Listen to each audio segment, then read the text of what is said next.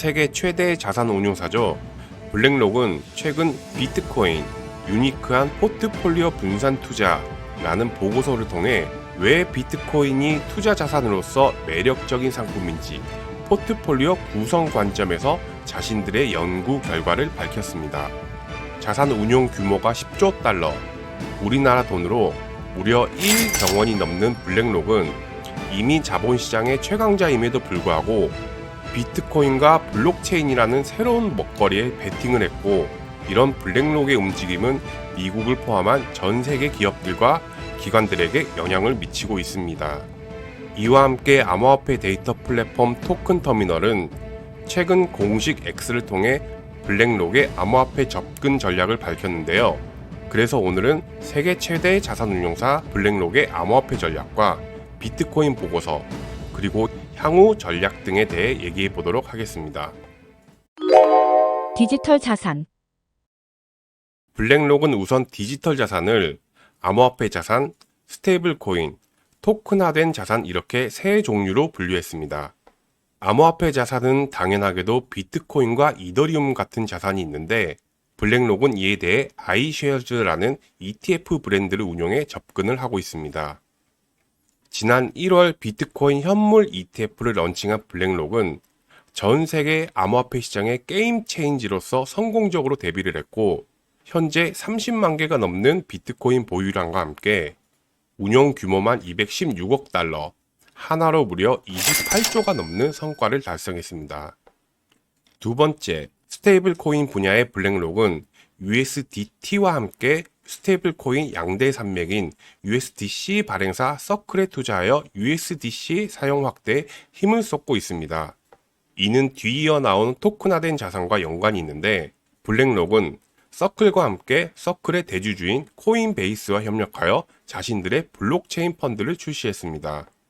블랙록은 이처럼 USDC 발행사 서클과 코인 거래소인 코인베이스를 통해 스테이블 코인과 블록체인 펀드를 동시에 접근하는 전략을 취하고 있습니다. 그리고 블랙록이 테더사의 USDT를 선택하지 않고 서클의 USDC를 선택했다는 점을 주목해야 합니다. 스테이블 코인은 토큰화된 펀드나 자산을 포함해 모든 블록체인 비즈니스의 기반이 되는 요소이기 때문에 그 활용도가 무궁무진합니다. 블랙록은 자신들이 선택한 USDC를 앞세워 다양한 사업을 계획하고 실행할 것이기 때문에 USDC를 발행한 네트워크 또한 주목할 부분입니다. 세 번째, 토큰화된 자산, 즉 RWA 분야의 블랙록은 지난 3월 이더리움을 기반으로 하는 첫 토큰화 펀드 비드를 출시했습니다. 보시는 바와 같이 비드는 출시와 더불어 압도적인 점유율을 보여주며 20억 달러가 넘는 미 국채 토큰 시장에서 5억 달러 이상의 운용액을 자랑하고 있습니다. RWA 얘기가 나온 김에 어떤 블록체인 프로젝트들이 관여하고 있는지 보자면, 우선 프로토콜 쪽에 거래소에서 거래 가능한 토큰들은 온도와 센트리퓨즈가 보이네요. 그리고 네트워크 측은 이더리움, 스텔라, 솔라나, 아비트럼 순으로 점유율을 보이고 있습니다. 블랙록의 레리 핑크 회장은 모든 금융자산이 토큰화될 것이라고 말했습니다. 블랙록은 블록체인을 통한 자산 토큰화가 곧 금융시장의 미래라 생각해 어느 운용사보다 더 빠르게 선점하고 그 규모를 키워나가고 있습니다. 그리고 비들의 펀드 구조를 보면 자신들이 투자한 시큐리타이즈를 중심으로 서클의 스테이블 코인을 활용해 코인베이스를 통한 수탁까지 모두 자신들이 관여한 설계와 계산 속에 토큰화 비즈니스를 확대시켜 나가고 있습니다. 비트코인. 블랙록이 자산으로서 생각하는 비트코인의 관점은 언급한 보고서를 통해 알 수 있습니다. 실제로 블랙록의 많은 고객들은 비트코인이 과연 위험 자산인가 아니면 위험 회피 자산인가를 가장 많이 질문한다고 하는데, 결론적으로 말하자면 비트코인은 명백히 위험 자산이지만 전통적인 위험 자산과는 성격이 다르다고 강조했습니다.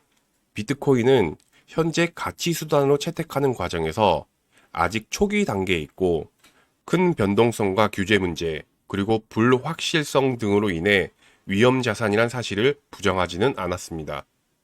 하지만 2100만 개의 한정된 공급량이 주는 희소성, 실시간으로 국경 간의 거래가 가능한 거래 효율성과 전 세계에서 접근 가능한 탈중앙화된 시스템이 비트코인의 본질이라 강조했습니다.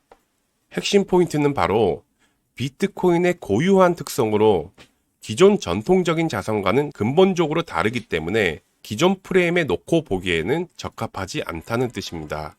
그리고 다음과 같은 이유로 비트코인은 유니크한 자산이라고 밝혔는데 50%가 넘는 하락을 4번 경험했음에도 연평균 100% 이상 상승하는 상승률과 회복률, 장기적으로 전통자산과 디커플링되는 낮은 상관관계, 그리고 코로나 발병, 러시아 우크라이나 전쟁, 미국 지역은행 파산 등 혼란한 사건들로 인해 장기적으로 비트코인이 투자 자산으로서 채택이 결정될 가능성이 높다고 전했습니다.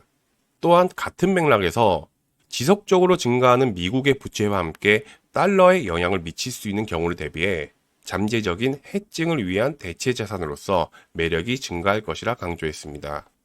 정리하자면 미국의 부채 및 적자에 대한 우려, 지정학적 정치적 불안정성이 대치하는 상황에 그간 보여준 회복률과 수익률, 그리고 전통 금융자산과 낮은 상관관계는 투자자들의 포트폴리오 구성에 다각화 효과를 가질 수 있는 요소입니다. 블록체인. 마지막으로 블랙록은 블록체인이 여러 가지 방법으로 자본시장을 개선할 수 있다고 보고 있습니다. 이는 블랙록이 왜 굳이 미국채를 토큰화시키는 펀드를 출시했냐는 질문과 연결될 수 있는데 실물 자산을 토큰화하면 일반 펀드와 다르게 24시간 운영이 가능합니다.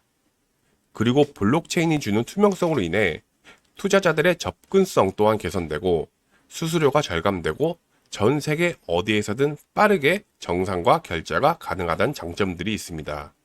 그렇기 때문에 블랙록은 결국에 코인베이스의 베이스처럼 자체 블록체인을 출시할 가능성이 높다고 봅니다. 베이스와 같은 자체 블록체인을 통해 그들이 운영하고 있는 10조 달러의 자산을 글로벌하며 상호 운영 가능하고 투명한 원장으로 집중시키는 방향으로 블랙록은 접근하고 있습니다. 그리고 블랙록에게는 계획이 하나 남아 있습니다. 바로 새 거래소 설립인데요. 지금까지 보아한 블랙록의 행보는 결국엔 여기를 위한 것일지도 모릅니다. 블랙록은 자신들의 거래소를 설립해 RWA, 토큰화 펀드, 그리고 디파이 등 자체 네트워크 구축과 블록체인의 특성을 이용해 자신들의 자본과 영향력을 전 세계적으로 확장시켜 주도할 것입니다. 그래서 우리는 지금까지 블랙록이 어떤 네트워크와 연관이 깊은지, 그리고 만약 새로운 자체 네트워크가 출시되면 베이스 기반의 밈코인들이 엄청난 자금을 끌어들였듯 향후 어떤 블록체인 프로젝트들과 협업을 하는지 눈여겨볼 필요성이 있습니다. 블랙록은 크립토 자산으로서 비트코인과 이더리움 현물 ETF를 출시하여 고객들에게 제공하였습니다. 그리고 스테이블 코인 USDC와 코인베이스와의 파트너십으로 블랙록의 기관 고객이 암호화폐에 투자할 수 있는 경로를 마련했고 비들의 주도하에 전통 금융시장의 방향을 바꾸는 그림을 그리고 있습니다. 비트코인이 자산으로서 가지는 고유한 장점들은 포트폴리오 구성의 유니크한 요소가 될 것으로 평가하고 자체 블록체인을 출시하여 자신들의 자산 클래스 전반의 기록 관리를 담당할 것입니다. 이처럼 블랙록은 디지털 자산에 대한 다양하면서도 명확한 전략을 세우고 있습니다. 지금까지 블랙록의 암호화폐 접근 전략이 어떻게 진행되고 있는지, 그리고 앞으로 어떤 식으로 발전하게 될지를 살펴봤는데요. 글로벌 투자 트렌드를 주도하고 있는 블랙록이 앞으로 블록체인의 산업화를 어떻게 이끌어갈지, 그리고 이런 흐름이 암호화폐 가격 전반에 끼칠 영향력을 주시해야 할 것입니다. 영상 좋으셨다면 좋아요와 구독 부탁드립니다. 이상 이슈맨이었습니다. 시청해주셔서 감사합니다.